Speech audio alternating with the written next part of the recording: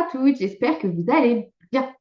Alors, j'avais envie de vous parler de ce moment que je pense beaucoup de parents vivent, à savoir ce petit moment où vous avez couru toute la journée pour vous speeder et récupérer votre enfant chez la nounou ou à la crèche à 6h30 le soir et que, évidemment, vous avez une petite passation où la nounou ou la personne de la crèche vous explique que votre enfant a été adorable toute la journée. Et alors qu'évidemment, elle vous explique tout ça, vous l'avez dans les bras et votre enfant commence à chouiner, à râler, à pleurer. Et là, vous vous dites, mais c'est pas possible, qu'est-ce qui se passe? C'est un complot. C'était soi-disant un enfant adorable et au final, ça commence mal et je sens que ça va être l'enfer jusqu'au bout. Moi, à mon niveau, j'ai des enfants maintenant qui sont plus grands. Ce qui va arriver, par exemple, c'est j'arrive chez les grands-parents qui gentiment m'ont gardé les enfants. J'arrive, il est presque 8 heures du soir.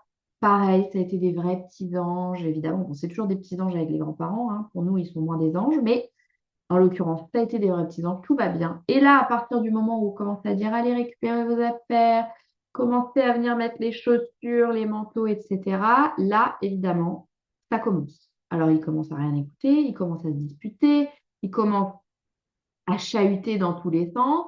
Et là, je me dis, mais c'est pas possible, je vais partir. Comme ça, ils vont se calmer. Et finalement, je pense que vous voyez tout à fait de quoi il s'agit, mais vraiment de ce moment où vos enfants, à partir du moment où vous arrivez dans la pièce, déchargent une espèce je sais pas, de cocktail d'émotions diverses qu'ils ont ressenties tout au long de la journée, parce que vous êtes là en disant chouette, je vais en chier. Et finalement, vous vous dites, mais c'est pas possible, qu'est-ce qui m'arrive? Donc, ce moment particulier, j'avais envie de vous expliquer d'où il venait, pourquoi ça se produisait et puis surtout comment on pouvait choisir de voir un peu les choses pour le vivre un petit peu différemment que de se sentir complètement au bout du Rolls. Donc, la raison pour laquelle les enfants font ça, accrochez-vous bien, est liée à la relation que nous avons avec eux. C'est-à-dire que parce qu'ils se sentent aimés, en sécurité et en confiance avec nous, ce qui n'est peut-être pas autant le cas avec papy-mamie ou avec la nounou, aussi sympathique et gentille soit-elle, il fait que à partir du moment où vous rentrez dans le décor, ils se disent, ça y est, je suis en sécurité, tout l'inconfort que j'ai pu ressentir dans la journée, je peux le laisser me traverser, je n'ai plus besoin de résister. Et en fait, c'est clairement ce qui se passe. Ils se sentent en sécurité et il y a le déclencheur de c'est bon, je peux laisser passer toutes les émotions, donc ils lâchent. Ils lâchent. Et quand on y réfléchit, c'est quelque chose d'ailleurs qu'on conserve souvent quand on est adulte. Je ne sais pas si vous avez déjà remarqué, mais potentiellement, vous avez un petit moment de stress, un gros moment de stress au boulot, vous ne savez pas où donner de la tête, et là, vous avez quelqu'un, un collègue sympa, qui vous pose la main sur l'épaule et qui vous dit, ça va toi? Et là, pouf, vous vous ouvrez les vannes et vous lâchez tout ce que vous avez retenu pendant un petit moment de cette semaine archi stressante que vous avez eue. Ça arrive. Et finalement, c'est parce que vous dites, OK, je suis en confiance, je ne vais pas être jugée, je vais pas, on va pas se moquer de moi.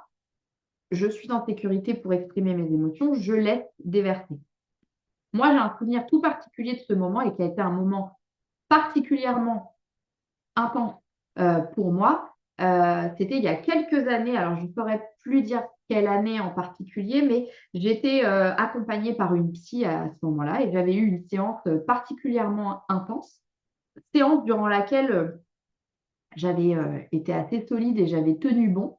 Et c'est une fois arrivée, j'avais un rendez-vous pour réviser des examens avec deux de mes bonnes copines d'école. Je suis arrivée et là, il y en a une qui m'a posé la question en disant, alors, ça a été ta séance? Et alors là, il y a eu une espèce de tsunami, un déversement. Je pense, j'ai eu l'impression d'avoir pleuré et déversé tout ce que j'avais retenu pendant probablement des années d'ailleurs, euh, qui a déferlé pendant 1 heure. Ça m'a semblé être 1 heure dans leurs bras parce que bah voilà, j'étais enfin arrivée à un moment où je pouvais exprimer tout ce que j'avais gardé parce que j'étais en confiance et autour de personnes bienveillantes. Et ça, je pense que ce genre de situation, on en a tous vécu, alors peut-être certains plus que d'autres, mais finalement, c'est un mécanisme qu'on garde en nous et qu'on continue d'avoir.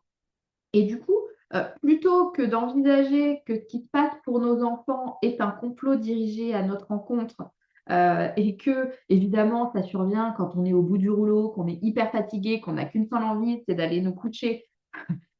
C'est finalement, il faudrait se rappeler que c'est une marque de confiance, que ça veut dire que vous avez un lien et une relation toute particulière avec vos enfants et que c'est l'opportunité, peut-être, une fois que vous êtes arrivé à la maison, de peut-être juste créer un tout petit moment de 5 minutes avant de vous lancer dans le tunnel du soir pour justement prendre le moment d'accueillir un petit peu tout ce cocktail d'émotions, que ce soit le vôtre d'ailleurs ou le leur. Euh, et du coup, d'aider un petit peu à digérer tout ce qu'ils ont traversé avant de, effectivement, commencer cette période qu'on sait assez tous intense et du coup de le vivre peut-être un petit peu différemment. Donc l'idée, c'est que le fait de changer de perspective sur ce mécanisme-là qu'on retrouve quasiment dans le quotidien chacun, ça permet de réussir petit à petit à gérer, à ce qu'ils sachent gérer leurs émotions et à leur apprendre aussi à les gérer tout seuls. Parce que même si nous, on a tendance à ouvrir les vannes auprès de personnes pareilles de confiance, on sait aussi gérer potentiellement et lâcher la pression tout seul aussi quand on a besoin. En tout cas, la plupart du temps. Et si ce n'est pas le cas, c'est quelque chose qui s'apprend et c'est OK. Mais l'idée, c'est aussi de les autonomiser, si on peut dire ça, de les rendre en tout cas plus autonomes dans l'approche de la gestion de leurs émotions, de les accompagner et puis aussi, du coup, de désamorcer cette espèce d'escalade émotionnelle qu'on a en fin de journée pour que le reste de la soirée et de ce fameux tunnel du soir soit un peu plus serein. D'accord? Donc, l'idée, c'était vraiment de vous expliquer un petit peu pourquoi ça se passe et comment on peut choisir de voir les choses pour que ce soit moins inconfortable.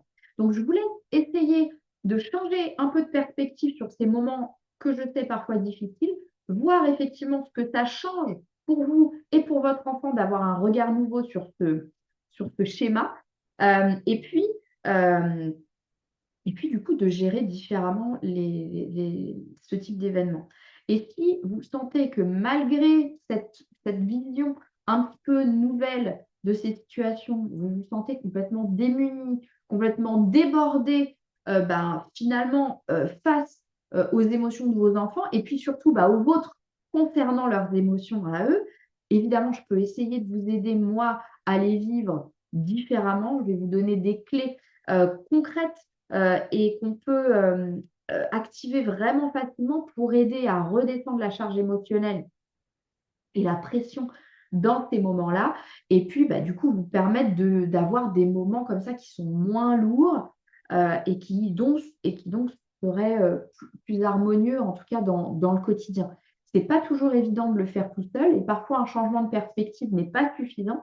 Et il y a d'autres clés, d'autres outils qu'on peut activer pour y arriver. Et ça, c'est moi, mon rôle et ma spécialité que de vous aider à le faire et à le trouver pour vous.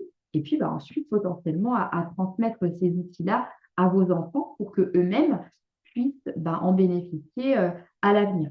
Donc, si vous êtes vraiment dans cette situation-là et que vous sentez que ça vous dépasse, n'hésitez pas à me faire signe ici au niveau de la vidéo ou directement sur mon site en envoyant votre demande sur le formulaire Travailler avec moi. Et dans ce cas-là, évidemment, je vous recontacte. On fait une séance de découverte totalement gratuite et qui ne vous engage à rien pour voir quelle est la problématique qui se pose pour vous, comment est-ce qu'on peut y apporter des solutions et puis voir ensuite sur quel rythme et comment on peut adapter le sur-mesure pour que ça vous convienne à vous.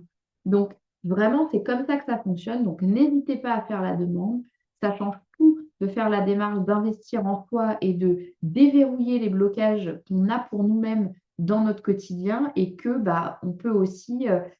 qu'on peut aussi voir faire altérer finalement les relations qu'on a avec les autres et avec nos proches la plupart du temps. Donc vraiment, n'hésitez pas à faire cette démarche et ce travail. Ça paye.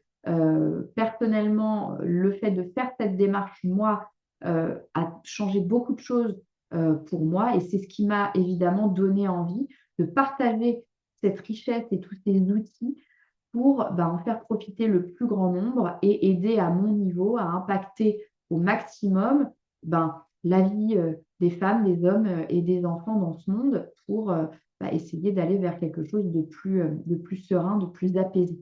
Donc, vraiment, n'hésitez pas à faire la démarche. Et puis, en attendant, voyez ce que ça peut donner de changer de perspective. Et puis, nous, on se revoit très vite, évidemment. À très vite. Ciao, ciao.